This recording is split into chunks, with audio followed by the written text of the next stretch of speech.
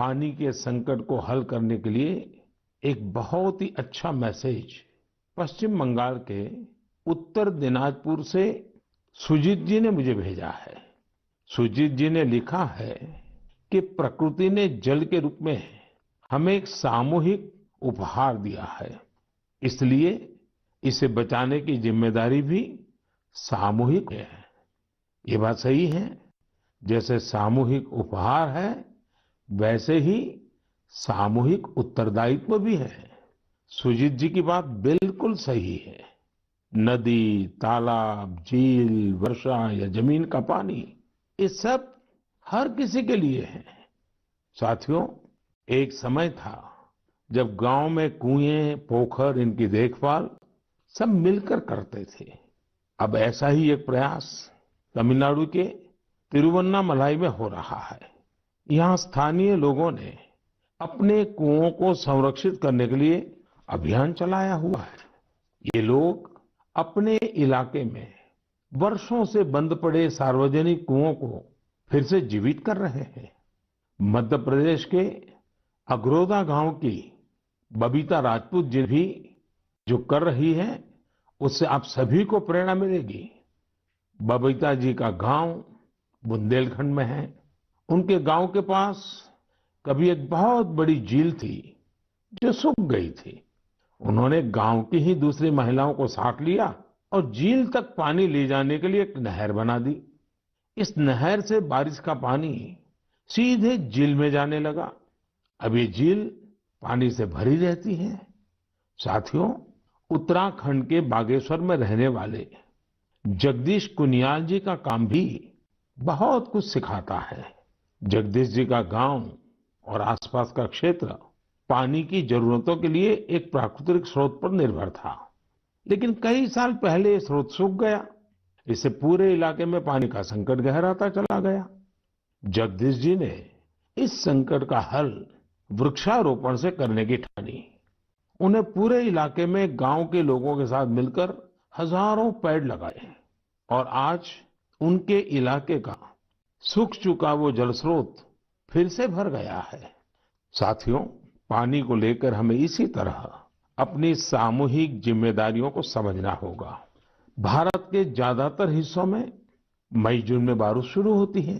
क्या हम अभी से अपने आसपास के जल स्रोतों की सफाई के लिए, वर्षा जल के संचयन के लिए 100 दिन का कोई अभियान शुरू कर सकते हैं? इसी सोच के साथ अब से कुछ दिन बाद जल शक्ति मंत्रालय द्वारा भी जल शक्ति अभियान कैच द रेन भी शुरू किया जा रहा है। इस अभियान का मूल मंत्र है catch the rain where it falls when it falls. हम अभी से जुटेंगे। हम पहले से जो रेन वाटर हार्वेस्टिंग सिस्टम है उन्हें दुरुस्त करवा लेंगे। गांवों में, तालाबों में, पोखरों की सफाई करवा लेंगे। जल स्रोतों तक जा रहे पानी के रास्ते की रुकावटें दूर कर लेंगे तो ज्यादा से ज्यादा वर्षा जल का संचयन कर पाएंगे। मेरे प्यारे देशवासियों, जब भी माघ महीने और इसके आध्यात्मिक सामाजिक महत्व की चर्चा होती है तो ये चर्चा एक नाम के बिना पूरी नहीं होती। ये नाम है संत रविदास जी का। माघ पूर्णिमा के दिन ही संत रविदास जी की जयंती होती है। आज भी संत रविदास जी के शब्द, उनका ज्ञान हमारा पथ प्रदर्शन करता है। उन्होंने कहा था, एकई माटी के सब भांडे, सबका एको सृजनहार। रविदास व्यापई एकई घट भीतर, सबको एकई घड़े कुम्हार। हम सभी एक ही मिट्टी के बर्तन हैं, हम सभी को एक ने ही गढ़ा है। संत रविदास जी ने समाज में व्याप्त विकृतियों पर हमेशा खुलकर अपनी बात कही। उन्होंने इन विकृतियों को समाज के सामने रखा, उसे सुधारने की राह दिखाई। और तभी तो मीरा जी ने कहा था, गुरु मिलिया रैदास, दीनी ज्ञान की घुटकी। ये मेरा सौभाग्य है कि मैं संत रविदास जी की जन्मस्थली वाराणसी से जुड़ा हुआ हूँ। संत रविदास जी के जीवन की आध्यात्मिक ऊंचाई को और उनकी ऊर्जा को मैंने उस तीर्थ स्थल में अनुभव किया है। साथियों, रविदास जी कहते थे, करम बंधन में बंद रहियो, फल की नात जियो आस। कर्म मानुष का धर्म है, सत भाखे रविदास। अर्थात हमें निरंतर अपना कर्म करते रहना चाहिए, फिर फल तो मिलेगा ही मिलेगा। यानी कर्म से सिद्धि तो होती ही होती है। हमारे युवाओं को एक और बात संत रविदास जी से जरूर सीखनी चाहिए। युवाओं को कोई भी काम करने के लिए खुद को पुराने तौर तरीकों में बांधना नहीं चाहिए। आप अपने जीवन को खुद ही तय करिए, अपने तौर तरीके भी खुद बनाइए और अपने लक्ष्य भी खुद ही तय करिए। अगर आपका विवेक, आपका आत्मविश्वास मजबूत है, तो आपको दुनिया में किसी भी चीज से डरने की जरूरत नहीं है। मैं ऐसा इसलिए कहता हूं क्योंकि कई बार हमारे युवा एक चली आ रही सोच के दबाव में वो काम नहीं कर पाते जो करना वाकई उन्हें पसंद होता है। इसलिए आपको कभी भी नया सोचने, नया करने में संकोच नहीं करना चाहिए। इसी तरह संत रविदास जी ने एक और महत्वपूर्ण संदेश दिया है। ये संदेश है अपने पैरों पर खड़ा होना। हम अपने सपनों के लिए किसी दूसरे पर निर्भर रहें, ये बिल्कुल ठीक नहीं है। जो जैसा है वैसा चलता रहे। रविदास जी कभी भी इसके पक्ष में नहीं थे। और आज हम देखते हैं कि देश का युवा भी इस सोच के पक्ष में बिल्कुल नहीं है। आज जब मैं देश के युवाओं में इनोवेटिव स्पिरिट देखता हूं, तो मुझे लगता है कि हमारे युवाओं पर संत रविदास जी को जरूर गर्व होता। मेरे प्यारे देशवासियों, आज नेशनल साइंस डे भी है। आज का दिन भारत के महान वैज्ञानिक डॉक्टर सीवी रमन जी द्वारा की गई रमन इफेक्ट खोज को समर्पित है। केरल से योगेश्वरन जी ने नमो ऐप पर लिखा है कि रमन इफेक्ट की खोज ने पूरी विज्ञान की दिशा को बदल दिया था। इससे जुड़ा हुआ एक बहुत अच्छा संदेश मुझे नासिक के स्नेहिल जी ने भी भेजा है। स्नेहिल जी ने लिखा है कि हमारे देश के अनगिनत वैज्ञानिक हैं जिनके योगदान के बिना साइंस इतनी प्रगति नहीं कर सकती थी। हम जैसे दुनिया के दूसरे वैज्ञानिकों के बारे में जानते हैं, वैसे ही हमें भारत के वैज्ञानिकों के बारे में भी जानना चाहिए। मैं भी मन की बात के इन श्रोताओं की बात से सहमत हूं। मैं जरूर चाहूंगा कि हमारे युवा भारत के वैज्ञानिक इतिहास को, हमारे वैज्ञानिकों को जाने, समझे और खूब पढ़ें। साथियों, जब हम साइंस की बात करते हैं तो कई बार इसे लोग फिजिक्स, केमिस्ट्री या फिर लैब्स तक ही सीमित कर देते हैं। लेकिन साइंस का विस्तार तो इससे कहीं ज्यादा है। और आत्मनिर्भर भारत अभियान में साइंस की शक्ति का बहुत योगदान भी है। हमें साइंस को लैब टू लैंड के मंत्र के साथ आगे बढ़ाना होगा।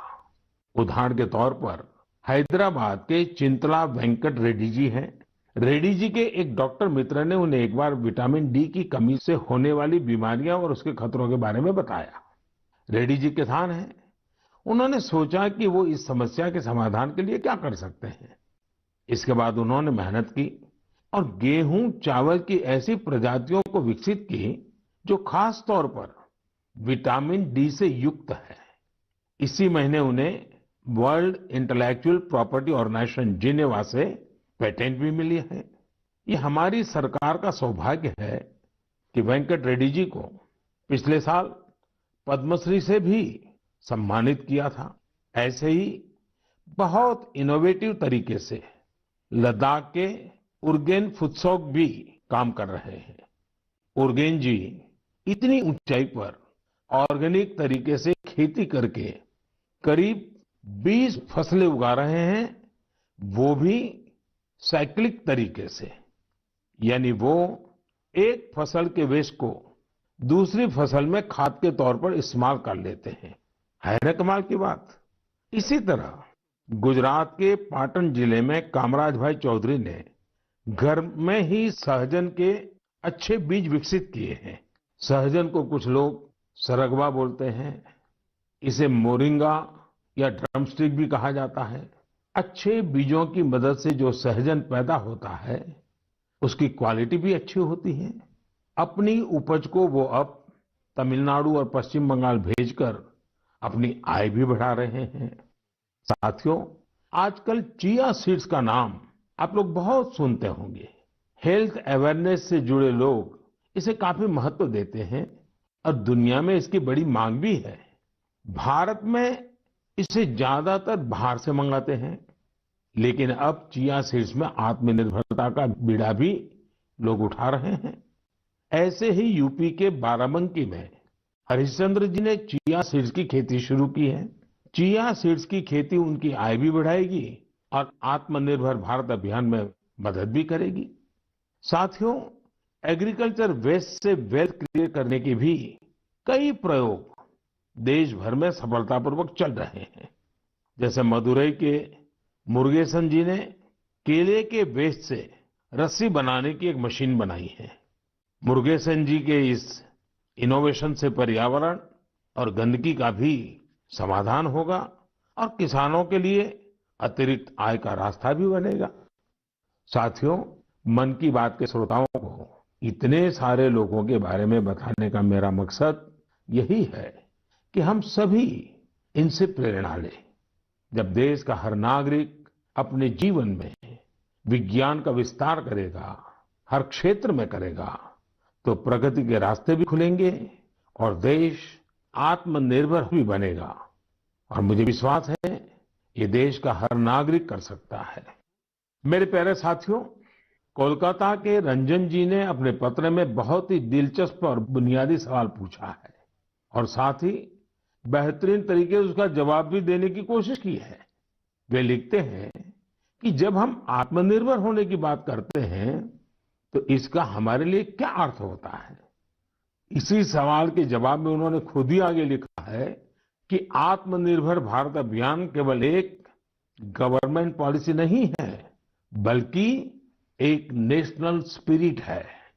वो मानते हैं कि आत्मनिर्भर होने का अर्थ है कि अपनी किस्मत का फैसला खुद करना, यानी स्वयं अपने भाग्य का नियंता होना। रंजन बाबू की बात 100% सही है। उनकी बात को आगे बढ़ाते हुए मैं ये भी कहूंगा कि आत्मनिर्भरता की पहली शर्त होती है अपने देश की चीजों पर गर्व होना, अपने देश के लोगों द्वारा बनाई वस्तुओं पर गर्व होना।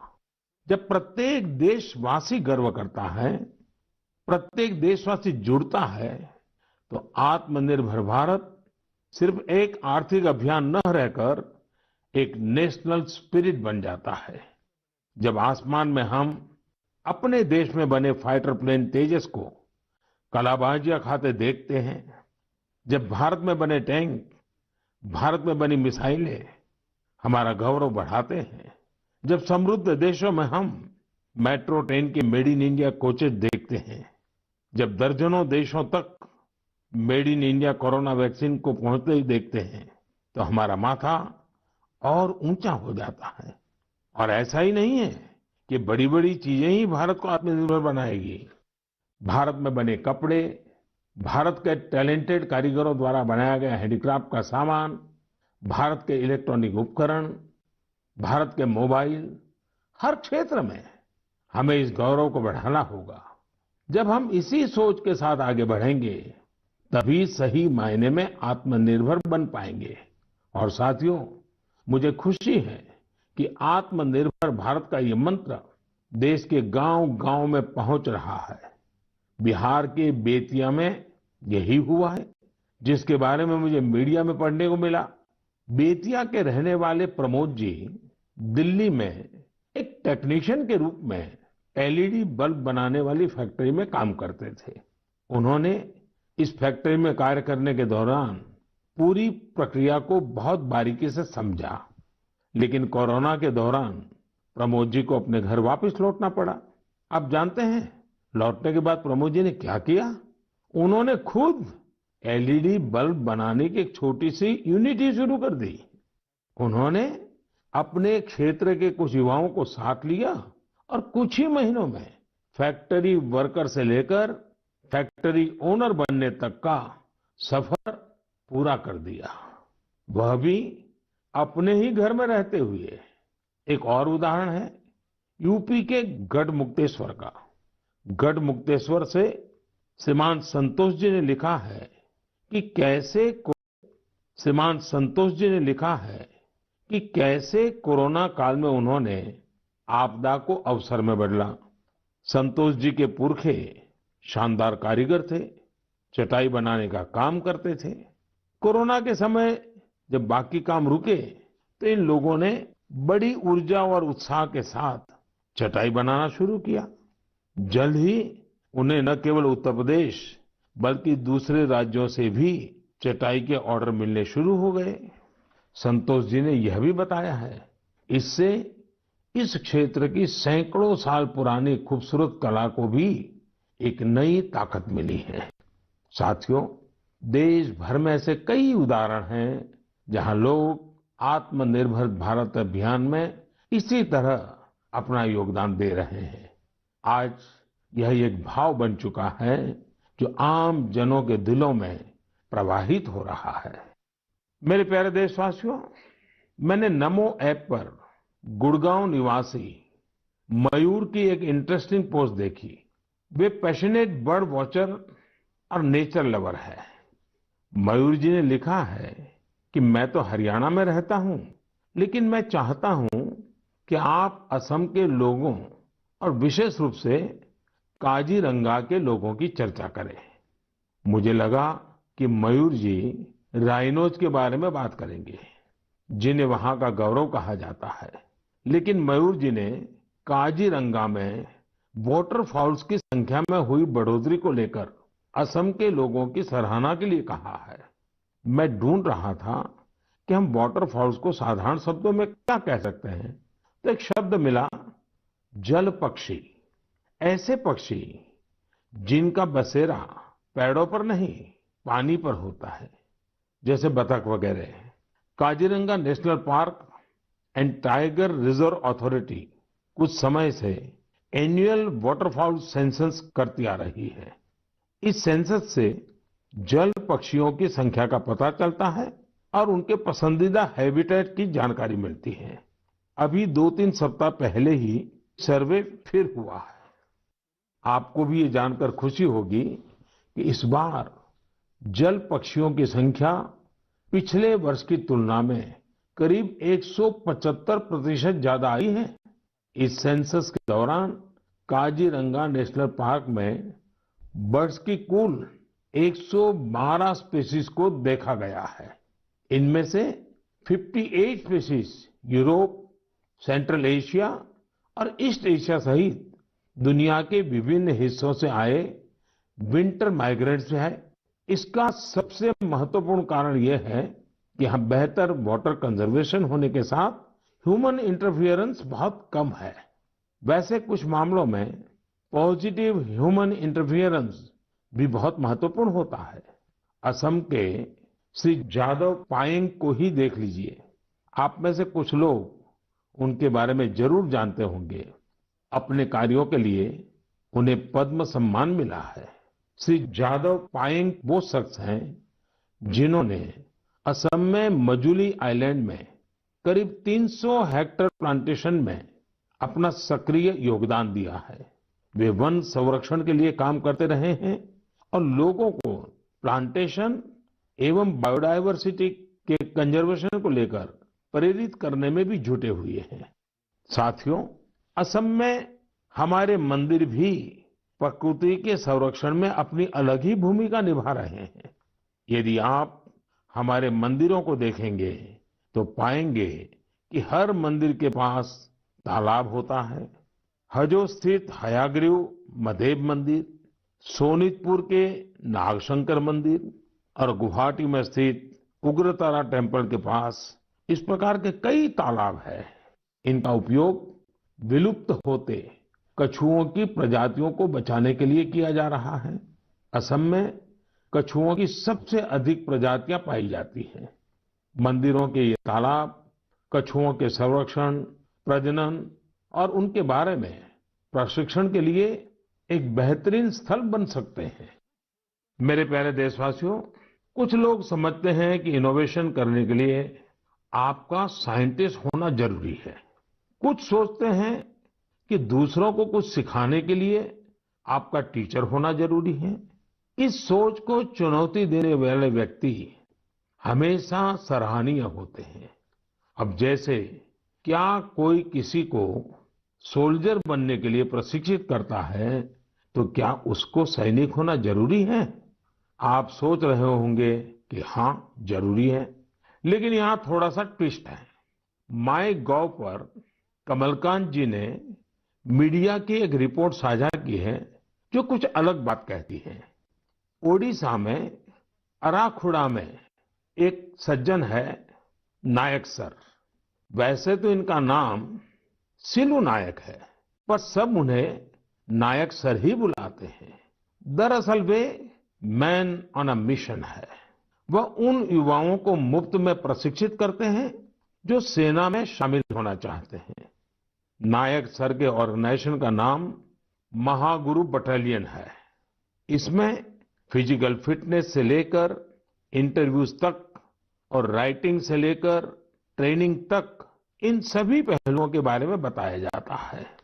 आपको यह जानकर हैरानी होगी कि उन्होंने जिन लोगों को प्रशिक्षण दिया है, उन्होंने थल सेना, जल सेना, वायु सेना, सीआरपीएफ, बीएसएफ ऐसे यूनिफॉर्म फोर्सेस में अपनी जगह बनाई है। वैसे आप ये जानकर भी आश्चर्य से भर जाएंगे कि सिलू नायक जी ने खुद ओडिशा पुलिस में भर्ती होने के लिए प्रयास किया था, लेकिन वो सफल नहीं हो पाए। इसके बावजूद उन्होंने अपने प्रशिक्षण के दम पर अनेक युवाओं को राष्ट्र सेवा के योग्य बनाया है। आइए हम सब मिलकर नायक सर को शुभकामना दें कि वह हमारे देश के लिए और अधिक नायकों को तैयार करें। साथियों, कभी-कभी बहुत छोटा और साधारण सा सवाल भी मन को झकझोर जाता है। ये सवाल लंबे नहीं होते हैं, बहुत सिंपल होते हैं, फिर भी वे हमें सोचने पर मजबूर कर देते हैं। कुछ दिन पहले हैदराबाद की अपर्णा रेड्डी जी ने मुझसे ऐसा ही एक सवाल पूछा। उन्होंने कहा कि आप इतने साल से पीएम है, इतने साल सीएम रहे, क्या आपको कभी लगता है कि कुछ कमी रह गई? अपर्णा जी का सवाल बहुत सहज है, लेकिन उतना ही मुश्किल भी। मैंने इस सवाल पर विचार किया और खुद से कहा, मेरी एक कमी ये रही कि मैं दुनिया की सबसे प्राचीन भाषा तमिल सीखने के लिए बहुत प्रयास नहीं कर पाया। मैं तमिल नहीं सीख पाया। यह एक ऐसी सुंदर भाषा है जो दुनिया भर में लोकप्रिय है। बहुत से लोगों ने मुझे तमिल लिटरेचर की क्वालिटी और इसमें लिखी गई कविताओं की गहराई के बारे में बहुत कुछ बताया है। भारत ऐसी अनेक भाषाओं की स्थली है जो हमारी संस्कृति और गौरव का प्रतीक है। भाषा के बारे में बात करते हुए मैं एक छोटी सी इंटरेस्टिंग क्लिप आप सबके साथ साझा करना चाहता हूँ।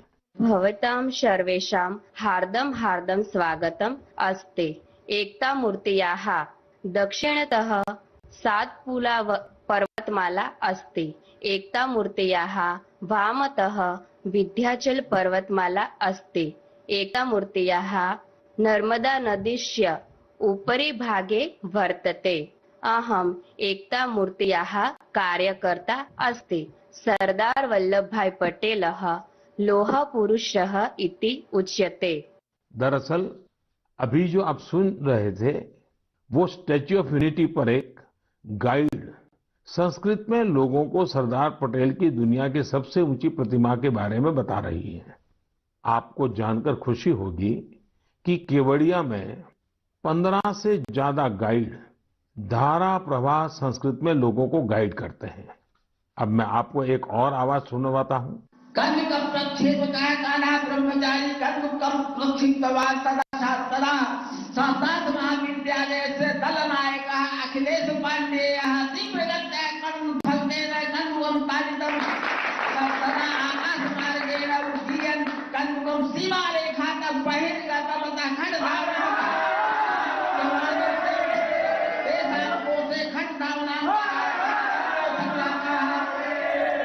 आप भी इसे सुनकर हैरान हो गए होंगे। दरअसल